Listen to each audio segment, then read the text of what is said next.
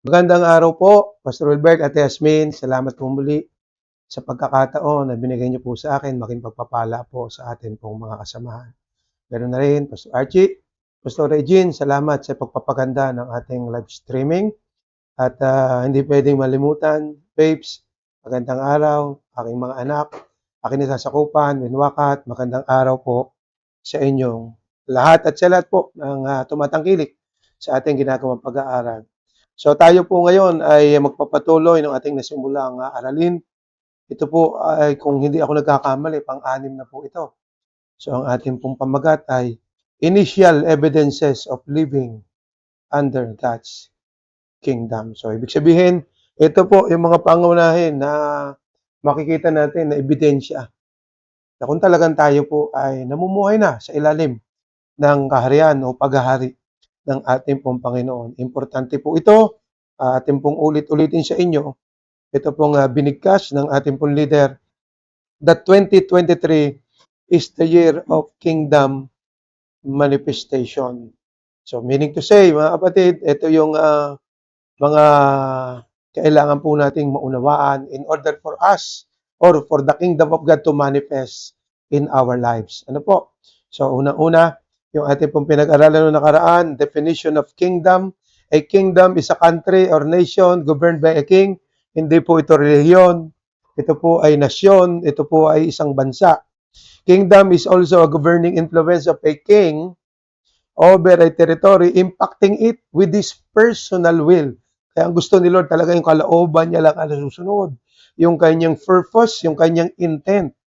At ito'y nakalilikha po ng isang mamayan ng mga citizens na nagre-reflect yung kanyang kultura ng hari at yung pong buhay ng hari. Sabi po ng ating leader, we will never be able to live in kingdom dimension if we will not develop kingdom mentality. Kaya naman po, napaka-importante, no? Ito pong ating mga ginagawang pag-aaral in order for our mind to change the way, okay, that they think. Yun yung pinaka-importanting bagay. Kaya kailangan po talaga that this kingdom mentality is the result of immersing ourselves in accurate kingdom teaching. Sabi nga ng ating leader, although yun daw pong upgrading at updating is pricey, but ignorance is more costly. Ano, sa totoo po yun, napakamahal po ng ating ibinabayad para po tayo matuto sa buhay. Kaya po nagkaroon tayo ng maling kataga na ating sinasabi is experience is the best teacher. Sabi nga po ng ating leader, napakahirap naman. Tsaka lang tayo matututo pag lagi na lang tayo nagkakamali o nasasaktan. Bunga ng ating mga maling pagpili. Kaya importante po yung ating mga pag-aaral na ginagawa. So ito po yung mga initial evidences o evidence na tayo po talaga ay pinaghaharian na o namumuhay sa ilalim ng gobyerno o kingdom ni Lord. Tayo po ay nagkakaroon ng bagong buhay. O di ba yun yung kingdom? Na kung saan nakalilikha siya ng mamayan, ng mga citizens, na kung saan ang nakikita ay yung buhay na ng mismong hari. Eh di ba ang hari natin ng ating Panginoong Kristo? Kaya nga, during the times nung mga mananampalataya sa Book of Acts, unang tinawag sila na Christian. Ang tumawag yung mga unbelievers. Ang tawag sa mga believers, Christians. So, ibig sabihin, kamukhang-kamukha yung buhay nila. Yung kanila yung pinamumuhay, kamukhang-kamukha ng ating Panginoong Kristo, nung kanilang hari. So, yun po yun. Ano? Ang unang-unang makikita sa isang taong pinaghaharian ng Diyos ay yung pong bagong buhay. Transformation. Pangalawa, unification. Ano? Hindi naman nga po pwedeng sabihin natin tayo kahugpong o kabilang sa isang iglesia na equation ng Panginoon, kanyang katawan, pero hindi po tayo nagkakaroon ng pakiramdam partikular sa mga nararamdaman ng katawan. Ano po? Importante, sabi nga ng mga matatanda, sakit ng kalingkingan, dama ng buong katawan. Kaya nga po, importante na tayo po ay nararamdaman natin anuman yung pong nararamdaman ng buong katawan. Okay? So, importante po sa ikalalakas din ng katawan ng ating Panginoong Kristo, yung ating pong body o yung ating church na tinatawag, ay ma-identify natin sino yung kinatawan ng ulo. Yung atin nga pong mga pastor. Ano po, sapagkat sabi nga po ni Pastor Wilbert, walang anumang bahagi ng katawan na hindi pinakikilos ng utak na nasa ulo. Kaya kung kayo po'y kilos ng kilos sa loob ng isang iglesia, nang hindi naman sinasabi ng kinatawan ng ulo ng ating Panginoon Kristo, aba, ay mangamba na po kayo. Kasi anumang bahagi ng katawan na alsin mo sa kanyang bahagi, ay uti-uti po itong mawawala ng buhay. Soon ito po'y mabubulok at masisira, mamamatay. Kaya you must see to it that naandyan ka sa katawan at ginagampanan mo yung bahagi bahagi mo dyan sa katawan na yan. Sabi ng Biblia, kapag karaw ginagampanan natin yung ating mga bahagi sa loob ng isang iglesia na katawan ng ating Panginoon Kristo, therefore, ang church niya ay lumalakas, nag-unite. So, yun din po yung isa sa mga ebidensya na kung saan ay talagang tayo pinaghaharian na ng Panginoon at tayo namumuhay sa ilalim ng kanyang gobyerno. Okay, unification, one body. Pangatlo, at I believe hindi pa tayo natatapos dito, authorization. Alam niyo mga kapatid, authorization, ito yung nagbibigay sa atin ng power. Okay? Without authority, therefore, illegitimate yung power na yan. Hindi legitimate. Mga kapatid, for us to become authorized by the author, therefore, dapat po meron tayong authority sinusunod. Yan po kasi yung protocol ng kaharian ng Panginoon. Ano? Siya, tapos may gagamitin siyang tao. Okay? Sa konteksto natin, sa ating iglesia, siyempre, ang ginagamit ng Panginoon na tao sa loob ng isang iglesia, kinatawan ng kanyang niya bilang ulo ng kanyang iglesia. Mga batid, walang iba kundi yung ating mga pastor. Ano po? At napaka-importante that we are being authorized by our pastor. Para yung power na ating gagamitin is very powerful. Kasi legitimate siya, hindi siya illegitimate power. Mga kapatid, so truth to ponder. Ulitin ko lang po sa inyo, alam naman natin na talagang kailangan natin ng authority. Pero hindi tayo nagtitiwala dito. We don't trust it. Okay? We know that authority is good for us. Alam natin, mabuti sa atin na mayroong authority. But we don't want it. Ayaw natin. Okay? We know that authority is necessary, but we only give it a certain amount of space in our lives. Ang tanong natin nung nakaraan, bakit? Kasi nga po, nahubog yung ating lahat kaisipan. Partikular, tayo namumuhay sa Pilipinas, namumuhay po tayo sa paraang demokratiko. Okay? We live in a democratic country. Okay? Sa democratic country, we simply cooperate but do not submit to authority. Ang nakalulungkot dito, yun po talaga yung mindset ng mostly ng tao po dito sa Pilipinas. Kapatid, very democratic. Naging Kristiyano. Tapos ang claim, anak ng Panginoon. Alam nyo ba, sa kaharian ng Panginoon is kingdom government po ang umiiral dito. Kaya kung mapunan ninyo, yung definition natin ng kingdom, wala pong ibang nasusunod rito o hindi yung hari, kalooban ng hari, intensyon ng hari, at saka po yung layunin ng hari. Mga kapatid, kaya totally opposite talaga siya. Sabi ni John Bevere, mayroon po maunawaan na mayroon tayong taglay-taglay na demokratikong kaisipan and therefore babasahin mo yung Biblia na yung Biblia po is kingdom principles, kingdom concept. Ayan nga po ang hirap dahil tayo po'y sinanay lahat dyan. Ngayon, kung hindi natin ito po matutuklasan, ay magiging religious lang po tayo. Parehong dalo ng dalo, pero walang pagbabago. Kasi nga, hindi naunawaan yung kahalagahan. Nung prinsipyo at mga batas na inilagay ng Panginoon for us to become in order, yung ating mga buhay. Kaya nga po yung disorder, resulta ito ng pag-violate doon sa law. Subukan po ninyo, saan mang sangay kayo ng lipunan magpunta. Even yung pong ating pamilya, which is the smallest unit of our society. Subukan yung walang batas na umiiral dyan, magulo. Alam po natin yan. Ganun naman tayo lahat before. Wala po tayong batas na sinusunod. Okay? Nakalulungkot pa nga rito, marami po talaga sa atin, naging biktima, nung naging umiral na mga katuruan nung una-una pa. Kaya nga sinabi ng Panginoon, do not think that I abolish the law or the one that yung lahat na sumulat o yung the prophets na kung saan sumulat nito.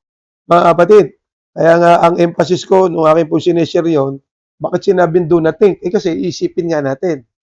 Na ano yun? Kaya dumating ang Panginoon para i-abolish yung law. Mga kapatid, ang aking nga pong, kumbaga, isang very practical na tinatanong sa karamihan, bakit pa tayo nagkakasala kung wala naman palang batas na umiiral? Kaya lang naman tayo magkakasala kasi may batas na umiiral.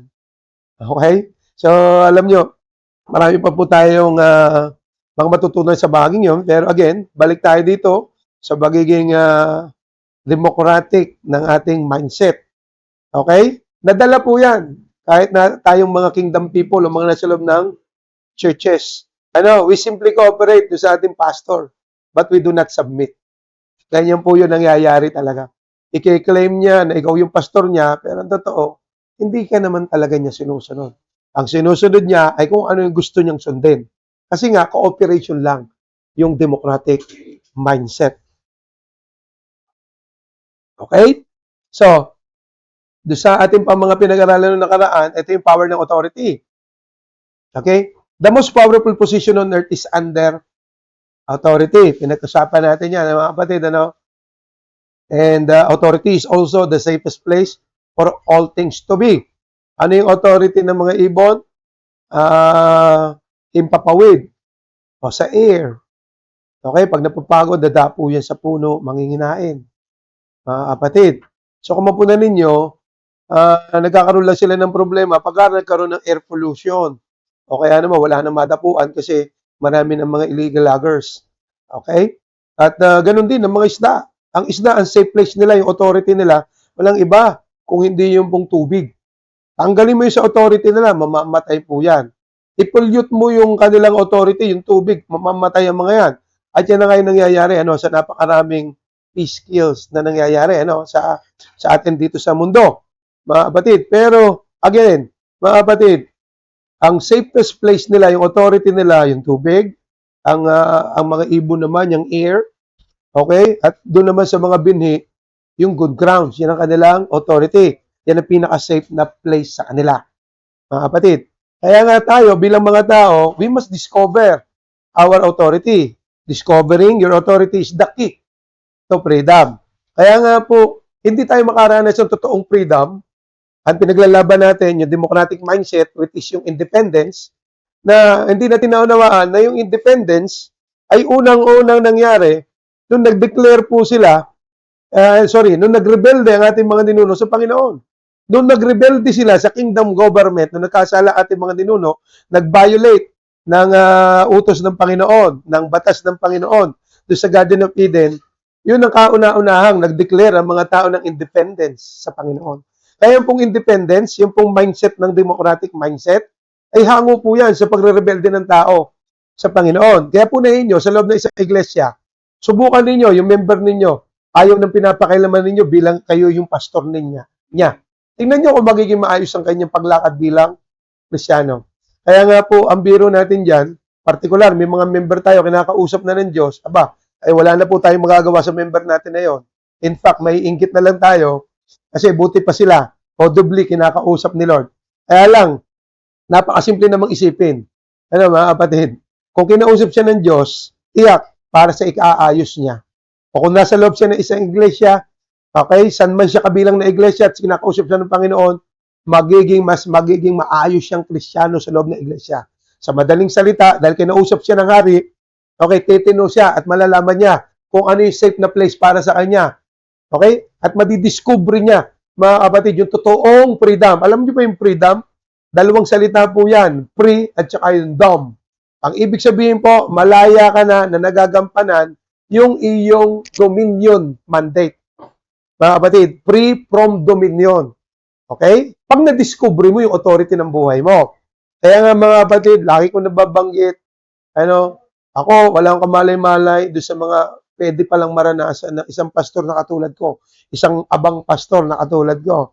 Dahil kapugian lang ang meron tayo eh. Pero pagdating doon sa mga bagay na hindi ko maisip na pwede palang maranasan ng isang abang pastor sa isang abang iglesia, na pwede palang mangyari. Kapag yung kalooban niya ang namamayani doon sa iglesia niya. Mga kapatid. So, Grabe talaga yung aking mga naranasan. Why? Because I discover yung authority ng aking buhay. Ano po? At I see to it na talaga nagiging kaalwanan kami pagdating sa ministeryo niya.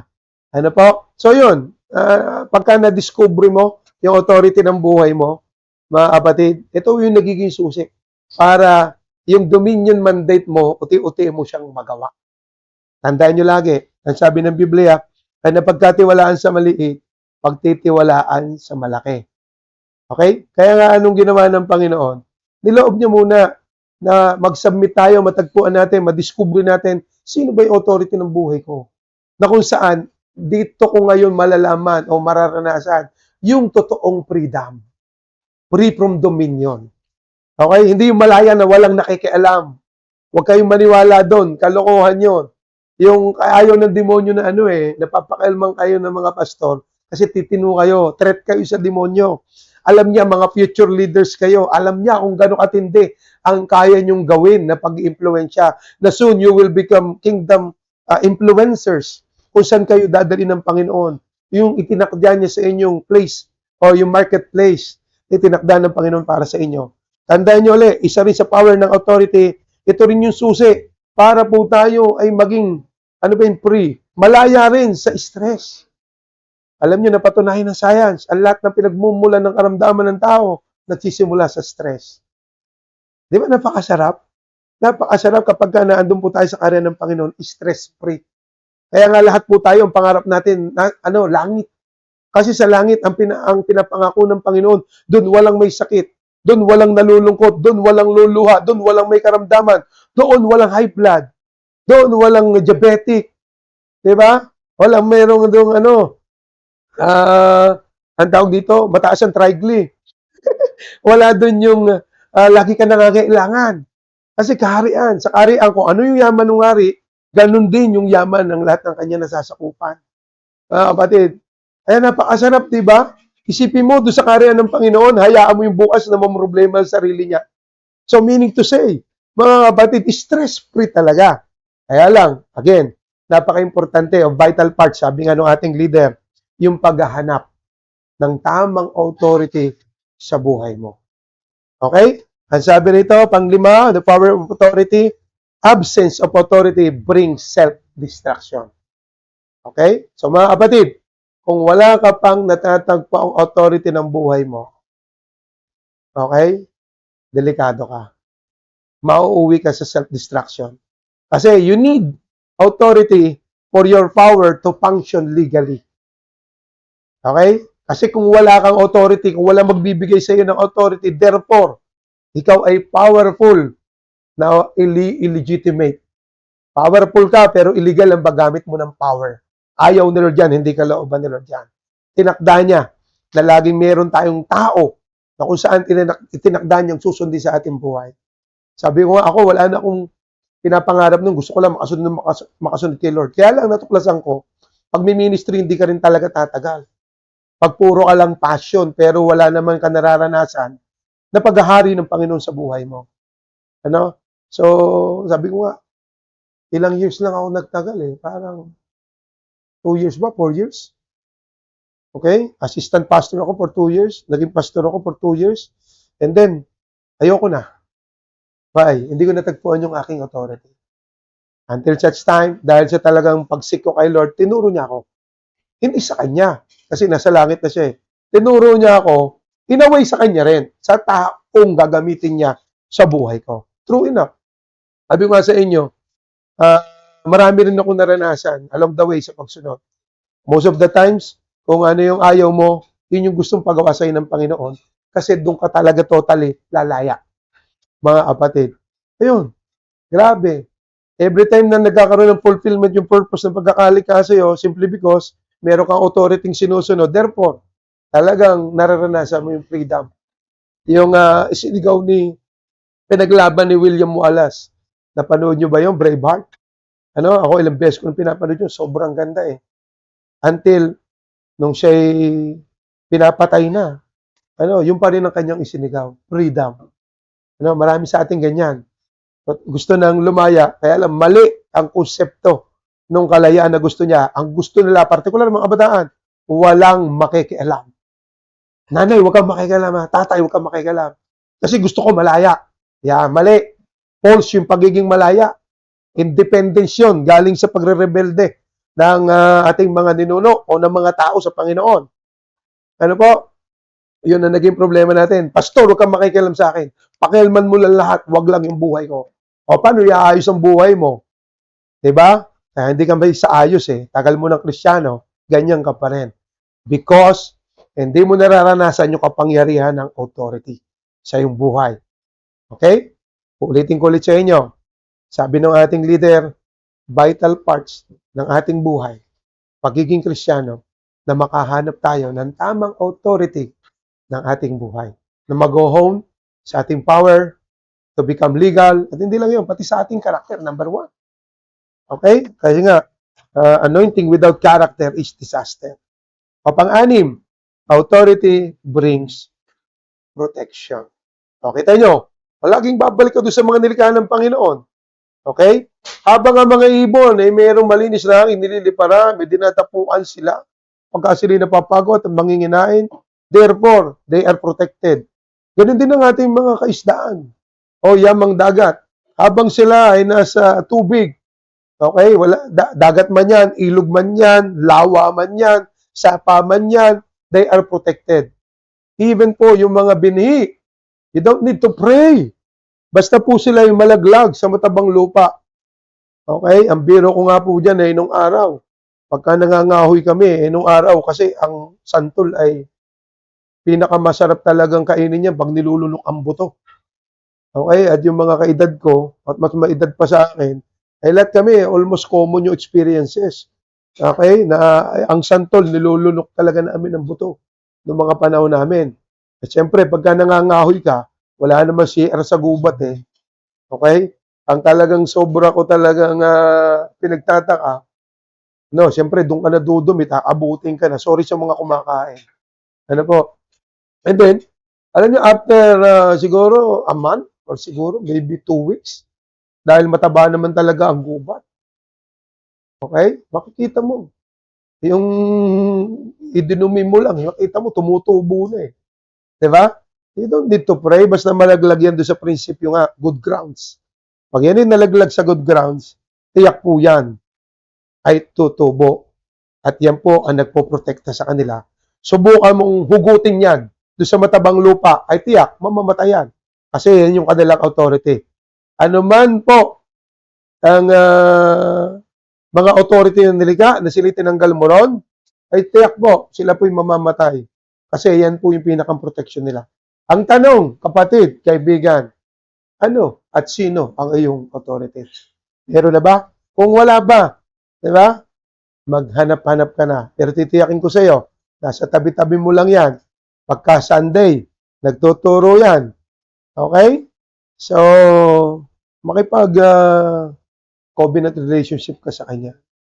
Nang sa ganon, talagang maranasan mo yung kapangyarihan ng authority sa buhay mo. So, tandaan niyo yung ating pinag-aralan ng nakaraan. Yung pong centurion o yung leader po ng mga Roman soldiers. Okay? Namangha ang Panginoon eh. Kasi siya mismo, nung namangha ang Panginoon, kasi nga, wala namang itong mga itong tamang ugnayan kay Lord eh. Pero ang sabi kagad sa kanya, Panginoon, may karamdaman po yung aking alipin. Mangyari pong pagalingin niyo po siya. At sabi kagad ng Panginoon, sa tuwa ng Panginoon, kasi nga naman, wala ugnayan kay Lord, pero ang bilis mo ng palataya. Ano sabi ng Panginoon? Abay, tayo na, ating puntahan sa inyo. Pero nasagot ng Panginoon, ito, nung centurion, ang sabi niya, no need na po, na pumunta po sa aming tahanan. Kasi nintindihan ko po, bakit niyo po nagagawa, o ba't ganyan kayo ka-powerful? Ano sabi niya? Or I myself am a man. Under, yun yung root word dun eh, under authority, with soldiers under me. I tell this one, go, and he goes. And that one, come, and he comes. I say to my servant, do this, and he does it. Okay? Nung narinig ng Panginoon yun, he was astonished and said to those following him, okay, sinabi niya sa kanyang mga alagad, I tell you the truth, I have not found anyone in Israel with such great faith. mga kapatid. Doon makikita natin, naintindihan kasi nung centurion, sapagkat siya under din po siya ng king, eh. Okay? Ni Caesar. Dahil alam niya yung protocol ng kaharian, at dahil grabe ang kanyang submission doon sa kanyang authority, which is yung king, kaya pinaliwanag niya. Dahil ako po'y sumusunod sa authority, sinusunod ko ang protocol ng kingdom, therefore, very powerful din po ako. Kasi ang ginagamit ko pong power, yung nagbigay sa akin ng authority. Sino? Si Caesar. Julius Caesar. Kaya sabi niya, pag sinabi ko sa alagad ko, gawin mo to, gagawin. Pumunta ka doon, pupunta. Diba? Kaya sabi niya, naunawaan ko po kayo, kaya ganyan kayo ka-powerful. Grabe rin po kayo mag-submit sa inyo pong amang nasa langit. Diba? Kaya, just say the words. Kaya sabi ng Panginoon pambihira, wala akong nakita. Grabe ang ginawa ng Panginoon na pangungusap sa kanyang mga alagad. Hindi ba nakakaya sa kanyang mga alagad? Na kung saan doon binigyan niya ng emphasis. Okay, yung kahalagahan ng authority sa ating mga buhay.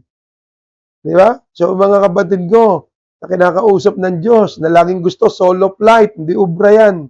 Protocol lang karya niyan. Gusto mo maranasan ang kapangyarihan ng authority? Aba, kailangan nagsasubmit ka sa authority ng buhay mo na ipinagkaloob sa iyo ng Panginoon. And therefore, tingnan niyo po yon. Ano nangyari doon sa alipin? Sinabi lang ng Panginoon, gumaling na. Why? Legitimate power yung gamit. Ganong ka-powerful yun.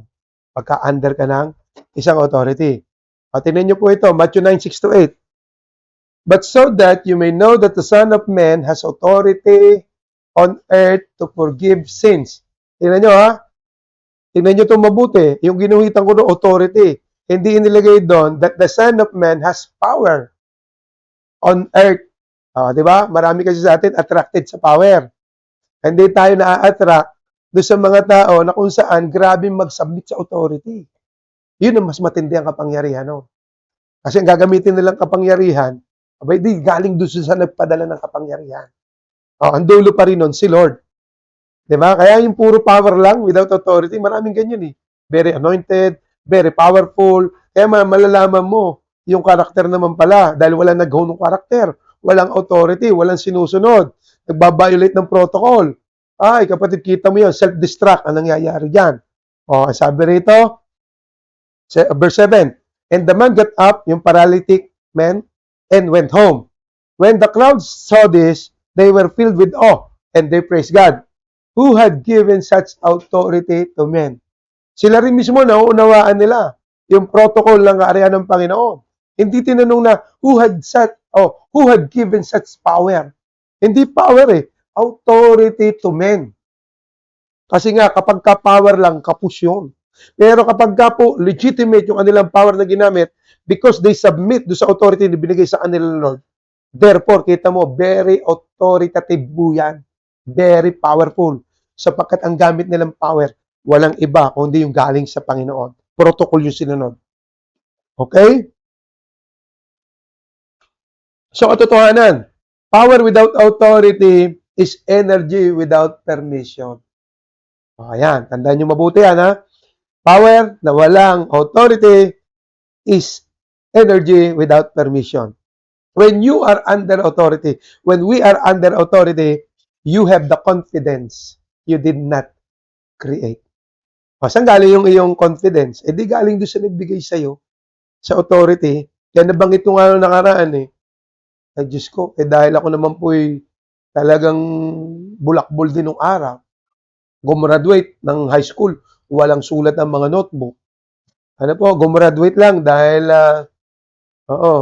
ginamit natin yung ating PES nung araw. Mga kaibigan natin yung mga teacher. So, pina-graduate na rin ako nung high school. Provided, linisin ko yung CR na madumi. Sobrang dumi nun walang basta-basta naglilinis doon. So, para mag-graduate, nag-graduate ako. So, madaling salita, mga kapatid, So, kaya ka lang tumatapang, or let's say, confident, doon sa iyong ginagawa, kasi nga, sinabi ng authority ng buhay mo. Yun ang nagbibigay sa iyo ng tapang. Yun ang ginagamit mo. Kaya ka nagiging authoritative. Okay? Kasi nga, legitimate yung power mong gamit kasi nagsasubmit ka. Hindi ka lang basta sumusunod, nagsasubmit ka doon sa authority binigay sa iyo ni Lord. Di ba? O, so, tingnan niyo yung mga example na binanggit ko noong nakaraan. Si Moses Utal, di ba? Ang sabi niya rito, I have never been eloquent, neither recently nor in time past.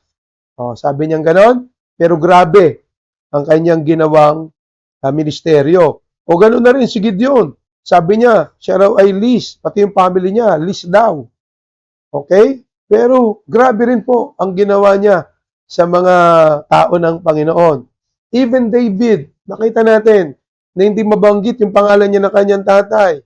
Diba? Pero dahil po doon sa pagkakakilala niya at pagsasabit niya, doon sa kapangyarihan o protocol, kaya nagamit niya yung kanyang kapangyarihan legally, kaya grabe yung kanyang confidence, na kapatid, gawa po nung binigay sa kanya ng Panginoon, kaya nga kahit higante, walang problema sa kanya. Okay? Kasi yung gamit niya pong kapangyarihan ay legal. Si Goliath, illegal yung kanyang kapangyarihan gamit Ay di talo yun. Di ba? So dito po tayo natapos nung nakaraan, 2 types of authority. Ang una kong binanggit sa inyo, personal authority. Yung personal authority, isinilang ka, taglay-taglay mo na ito. Born to, ang tawag Para mabilis yung matandaan. Pag sinabing personal authority, 2 types of authority Personal authority, sinilang ka, meron ka na nito. Personal authority, para mas lalong luminaw. Ang personal authority is our legal area of domain. Ibig sabihin, doon ka gagamitin sa marketplace na yon kasi yung iyong legal area of domain. Kaya ka isinilang to fulfill your purpose to advance God's kingdom doon sa marketplace na kung saan ilalagay ka ni Lord. Kaya nga tayo po, pare-parehas ay hinahasa sa loob ng isang iglesia. For us to become effective witness, pag dinala na po tayo ng Panginoon doon sa ating marketplace. Ang tawag po dyan, personal authority. It is our legal area of domain established by the manufacturer, by our Creator, our God, for which He has designed and equipped us to perform. Ano pa? Para lalong dumiin. Ito po yung natural nating gift, area of giftings. Okay? Diba sabi ni Pastor Wilbert, medyo contradict doon sa ating mga nakasanayan. Yung kanyang tinura na kung saan sabi niya, ang bawat isa raw ay leader. Siyempre, ang ating kaisipan, pag leader ka, dapat may follower. Diba? Pero nung nilinaw niya sa atin, no, ang bawat isa sa atin, leader doon sa ating area of giftings. Saan ka dinala ni Lord? Diba? Saan ka nilikha ni Lord? Yun yung very purpose, ba't ka nag-exist? Kapatid, yun yung tawag doon is personal authority. Kaya nga, minsan wala ka doon sa place na pinagdala sa'yo ni Lord. Dahil, walang nag-guide sa'yo ng tama Diba? Your pastor is the way or the key to your destiny. Okay? Who you listen to will determine your destiny. O siyempre, sino pinakikinggan mo?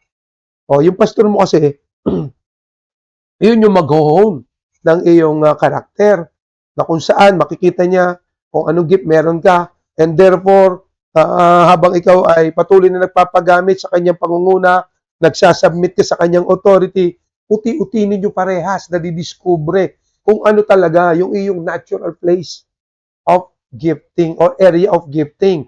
Ano yung authority o ano ba yung lugar na kung saan you are authorized to use your legal power in that area or marketplace. Ano?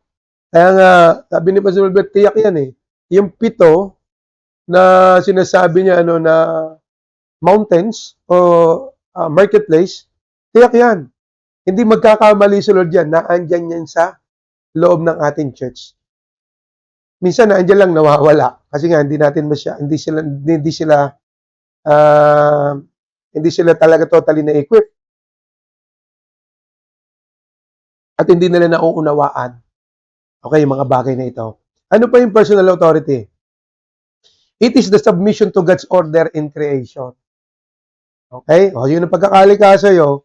Doon kanya nilikha. So doon ka magpa-function ng tama. Sabi rito, it is the discovery of God's purpose in creation. So mangyayari lang to pag meron kang authority. Doon mo uti-uting madidiscover yan yung layunin ng buhay. Kaya nga sabi ni Dr. Miles Monroe, ang isang malaking trahedya ng buhay, hindi kamatayan. Patuloy ka nabubuhay ng walang layunin. Eh bakit walang layunin ang buhay mo? Eh ayaw mo mag-submit sa authority eh. Therefore, you are not authorized. Okay? Kaya hindi mo natutuklasan. Ano ba yung personal authority? Wala na, malabo na kasi wala kang authority. Ang sabi pa rito, it is the fulfillment of assignment. Yan daw yung ating personal authority. Sabi ko nga sa inyo kanina, kaya kanya nilikha, kaya ka nag-exist. Okay? Kaya winner ka na kasi ikaw yung gagamitin niyang leader in that particular place. Okay? At yan ay madidiscover mo lang pagka na-discover mo rin yung authority ng buhay mo na tinakda sa ni Lord long time ago. Hindi ka pa sinisilang, meron ka ng nakatakdang leader. Alam nyo, masyado nga kami nahihiwagaan eh. Nung nag-start ako mag-connect kay Pastor Wilbert, na-amaze ako kasi matagal na pala sila na year after year ay nagsuswimming sa Nagkarlan. So, grabe, ilang taon din. Kung hindi ako nagkakamali, more than 10 years yata, o less than 20 years, or more than, I don't know. Pero basta napakatagal. So, sabi ko siguro, yung wild imagination lang, pero siguro, may pagkakataon na baka, baka nasagi mo na siya rin sa palengke na Nagkarlan, or something like that. Di ba? Yung iba pa doon, yung mga dumadalo, sila Sir Jojo pala, nandun din. Sila Pastor Ernie, nandun din pala. Yung pang mga iba, sila Pastor Nos. Di ba? Na yung wild imagination ko lang, siguro may mga nakaano mo na mas wild pa nga, baka ako nakatalo mo pa sa karsada. Siyempre, di pa naman ako matino during that time. Pati kasi wala pa nga authority o tamang authority ng buhay, hindi ko pa nadidiscover. So, yun mga kapatid, yung personal authority mo ay for fulfillment ng assignment kung bakit ka nilikha ni Lord. O, pasok tayo sa pangalawa. Okay, divine authority. O, kanina, personal authority. Yan yung iyong legal area of giftings. Yan yung iyong natural, okay, place of authority. Ito naman, ang divine authority, submit to. Yung isa, born to. O, mabilis tandaan. Yung isa, submit to. O, ang tanong, may personal authority ka nga, kanino ka nagsasubmit? Divine authority. Tandaan niyo, protocol yan. Hindi pwede direkta kay Lord. Kasi siya nagtakda niyan, laging mayroong taong susundin. Kaya nga vital parts yun. Napakadelikado ng bahaging yun. Dapat malaman mo. Okay? Kasi importante. Malalaman mo naman yan eh. Pagka naupo ka sa kanya, abay talagang natututo ka. Talagang lumalago ka spiritually. Mga kapatid, yung iba kasi umuupo o dumadalo sa mga ganong klase ng leader para makinabang. Okay? Makinabang. Ganun yung nangyayari. Eh, totoo nun, magpakatino ka, soon. Yun din ang magiging produkto nun. Pero dadaanan mo muna kung ano yung proseso na gusto ng Panginoon, nadaanan mo. Yung iba kasi kakukonek lang eh. Gusto ka agad na, alam niyo yun, ganun yung mga ginagawa ng iba. Ayaw dumaan sa process. Gusto ko agad yung produkto. Kaya hindi nila alam, kailangan munang tumino bago mo maranasan yung produkto ng gusto ng Panginoon na matagal na nakaprepare sa iyo. Okay? So, divine authority, submit to. Okay? Pagpapasakupan mo. Tandaan niyo ito, every gift need authority to function legally. Ulitin ko, ang lahat tayo, di ba? Lahat tayo may gifts. Lahat tayo may kakanyanan na binigay ng Panginoon for us. Okay? To function legally. Kaya lang, without authority, therefore, illegal yan. Kaya napaka-importante ng authority. Kaya nga binigyan ko sa inyo ng emphasis, buti pa yung walang tamang ugnayan kay Lord, yung centurion, pero dahil ang kanyang konsepto, kingdom din, mabilis siya naintindihan ng Panginoon. Kasi ang Panginoon nga, bumaba para manumbalik yung pagkakalika sa tao. Yung kanyang dominion mandate magkaroon ng fulfillment. Okay? Binigay na emphasis yung kanyang kingdom. Okay. Matthew 28:18-19. Kaya nga tingnan nyo mga kapatid rito. Ang sabi ng Panginoon, all authority, may guhit na lang ha. All authority has been given to me. Ibinigay na sa kanya ng Panginoon yung authority kasi ginawa niya kung ano yung pinagagawa ng authority ng buhay niya. Makikita niyo po sa mga bersikulo, okay, sa New Testament, binabanggit lagi ng Panginoon, wala akong ginagawa na hindi pinapagawa sa akin ng Ama. Lahat ng aking ginagawa, even nga yung kanya sinasabi. Ang sabi niya, yun lang din ang pinasasabi ng aking Ama. Grabe siyang sumunod. Kaya naman, okay, natiyak niya. Okay, dahil lahat ng authority binigay na sa kanya ng Ama. After na magkaroon ng fulfillment, yung purpose, bakit siya pinadala? Okay, ano yung unang bahagi? Tubusin ang tao sa pagkakasala. Bigyan sila ngayon ng abilidad niya, ng kanyang kapangyarihan, na mangyari yung kanyang kalooban at maging mahusay sa pagsunod ng kanyang kalooban, batas at prinsipyo ang kanyang mga nilikha. Kaya, nakita ng Panginoon, binigay na sa akin lahat ng authority. Hindi inilagay kapangyarihan. Authority kasi may sinunod siyang authority. Kaya sabi rito, all authority has been given to me, kaya nagagawa niyang magsalin din, magbigay din ng authority kanino? Sa mga masunurin sa kanya. Kaya yung mga masuwayin, naku Diyos ko, sa maliit na bagay, hindi ka mapagkatiwalaan. Kasi umaasa ka, na ikay magiging authorized. Hello? Hindi po yung protocol ng kaharian. Kung ang gagawin mo ay walang iba, kung hindi ang pagpapasakop sa authority na binigay sa iyo ng Panginoon, which is divine authority, the protocol of God's kingdom, mga kapatid, therefore, you will possess the authority, okay, na binibigay ng Panginoon sa kanyang napagkakatiwalaan, masusunuring anak. Kaya sabi niya doon sa napagkatiwalaan niya, okay, binigay sa akin yung authority, bigay ko rin sa inyo, and therefore, go. Go, make disciples of all the nations, baptizing them in the name of the Father, and of the Son, and of the Holy Spirit. Kaya ano sabi ng Panginoon sa kanyang mga alagad? I have given you authority, hindi power. The mere fact that we are after God's image and likeness, therefore we are all powerful. The problem is, walang authority na kung saan, mga kapatid, magbibigay sa atin ng tamang kaisipan para magamit natin yung ating kapangyarihan legally, hindi illegal. Diba? Ang sabi nito ni Dr. Miles Monroe, you cannot or we cannot give authority we are not under. Kung wala tayong pinagpapasukupan, ano bibigay mo? Ayan ang problema na napakaraming iglesia. Marami ring mga pastor, mga kasamahan kong pastor, sinong pinagpapasakupan mo? Kaya kung mapuna natin ang ating mga leaders, dahil wala rin tayo sinusunod na authority, mga palpak, walang authority sinusunod. Ang kapangyarihan nila, very powerful, pero nagkakaroon ng self-destruction. Why? Hindi nagsasubmit sa authority binigay ni Lord. Even sa ating mga pastor, leader of churches, nakikita natin yan. Maraming mga pastors kung saan nahuhulog. Why? Walang authority pinapakinggan. Walang nag-ho ng karakter.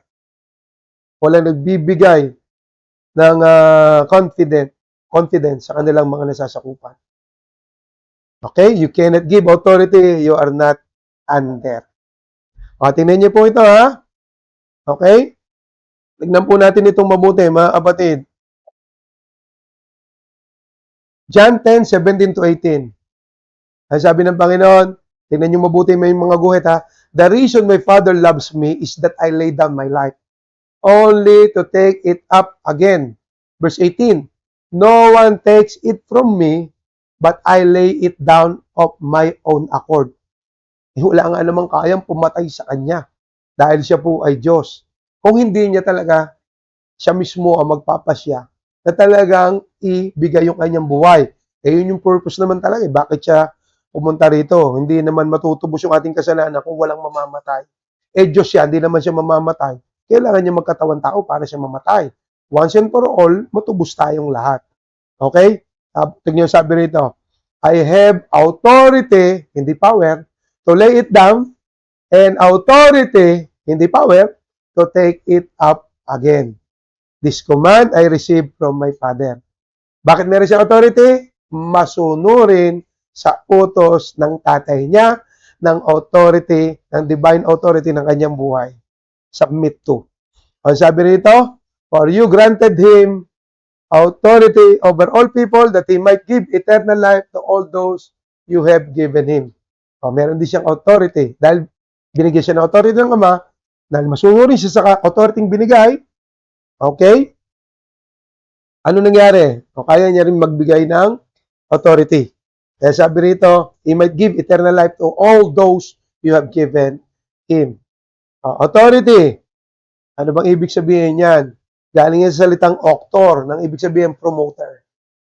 Ang authority, okay, ay hango po sa salitang auctor.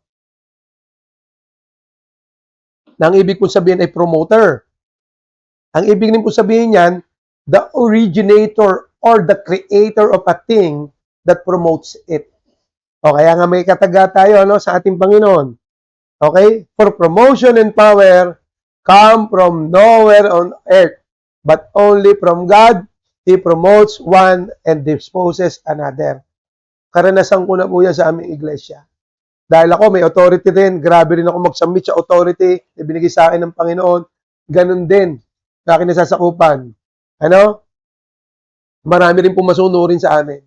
In fact, ito, sariwan-sariwa lang. Grabe po. Siya mismo, di makapaniwala sa sarili niya, Si Sir Aris.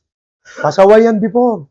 Kaya nga alam ko, mas matindi yung ginawa niya talagang pagsunod sa akin bilang pinsan niya rin kasi ako.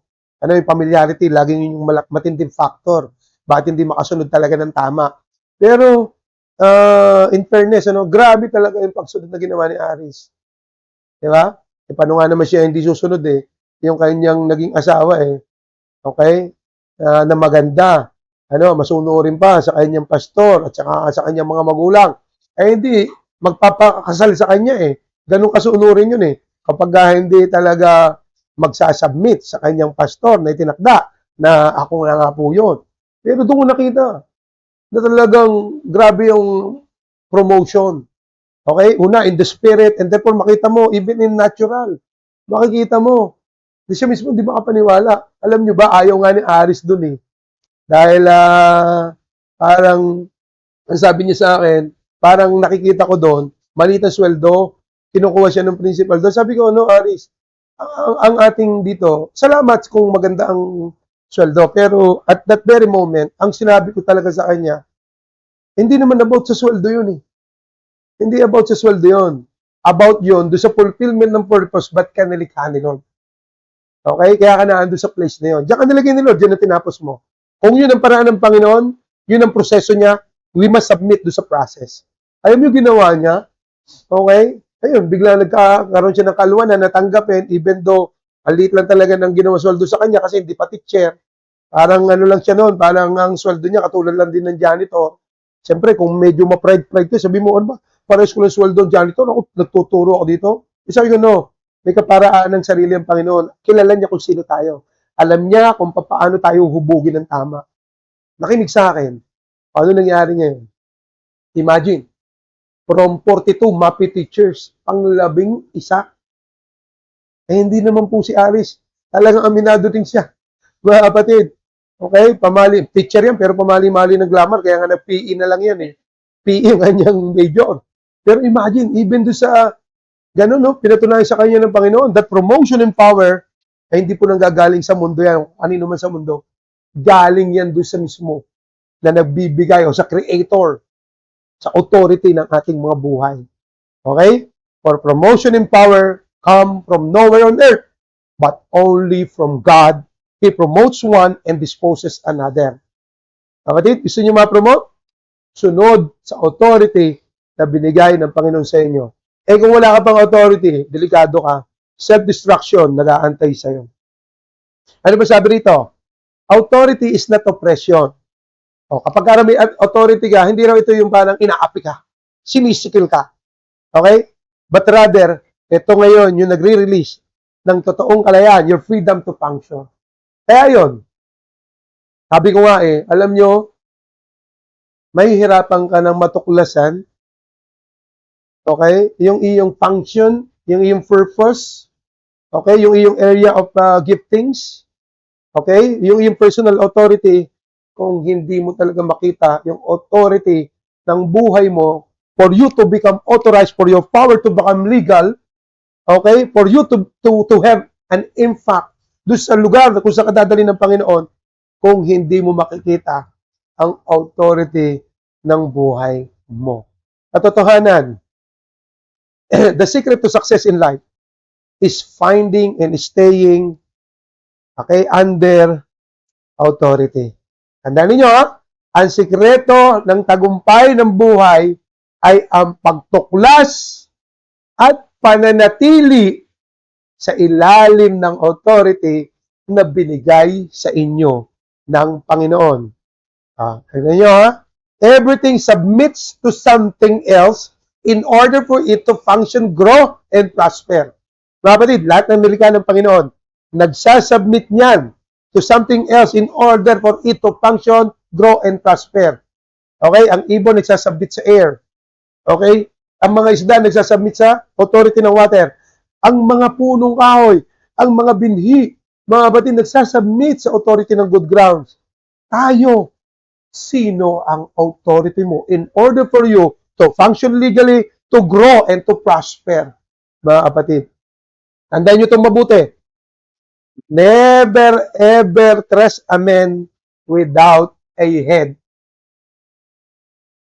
Pastor nga yan. Problema, meron ba siyang authority? May head ba?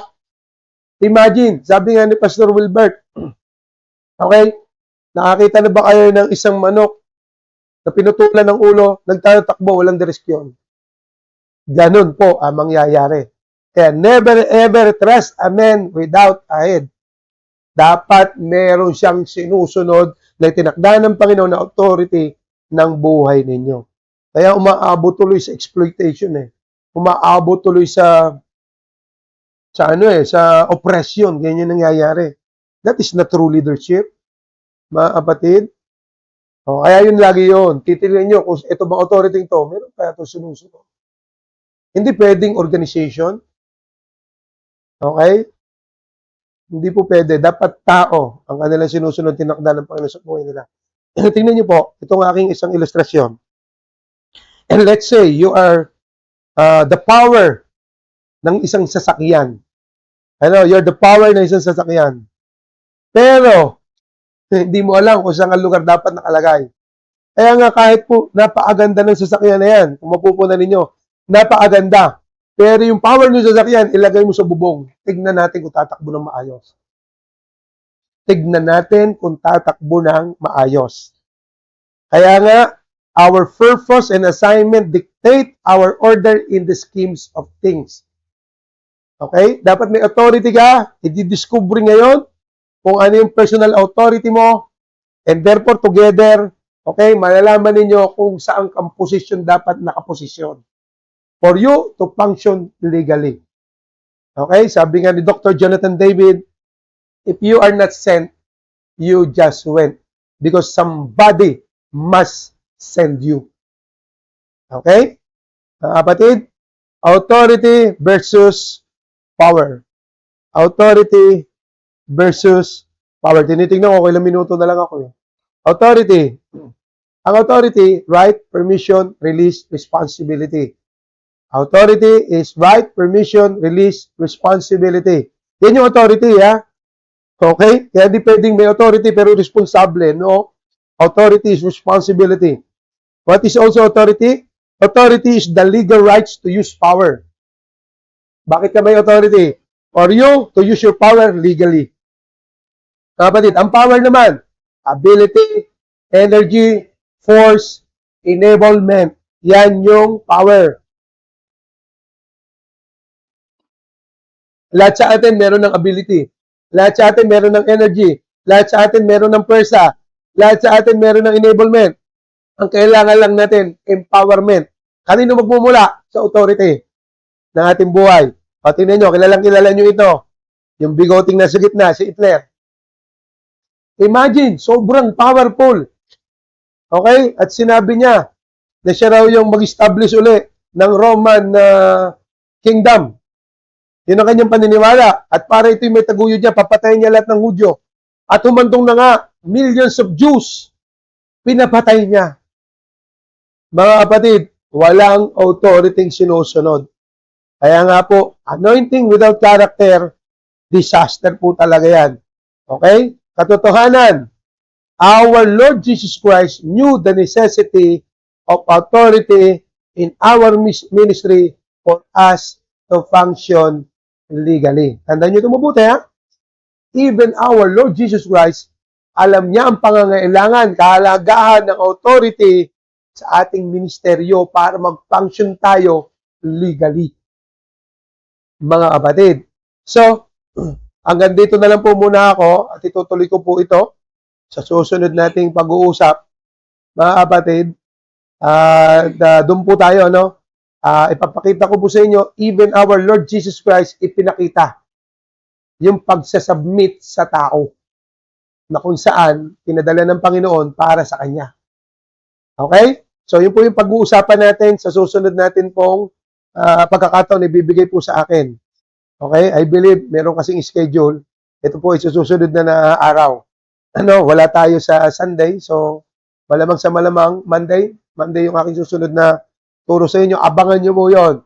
Ano po? Pag-uusapan natin, kahit ang ating Panginoon sa Kristo, sobrang powerful, mga kapatid, sobrang anointed, mga kapatid, pero, pinakita niya yung kahalaga ng authority tao, okay, sa kanyang buhay mismo. Okay? Salamat po muli, Pastor Wilbert at Yasmin sa pagkakataon, Pastor Archie, Pastor Eugene, sa ating pong pagpapaganda ng live streaming, sa akin pong si Babes, sa aking mga anak, okay, at ganoon na rin po sa aking nasasakupan, Winwak at family, at sa lahat po sa inyo na tumangkilik.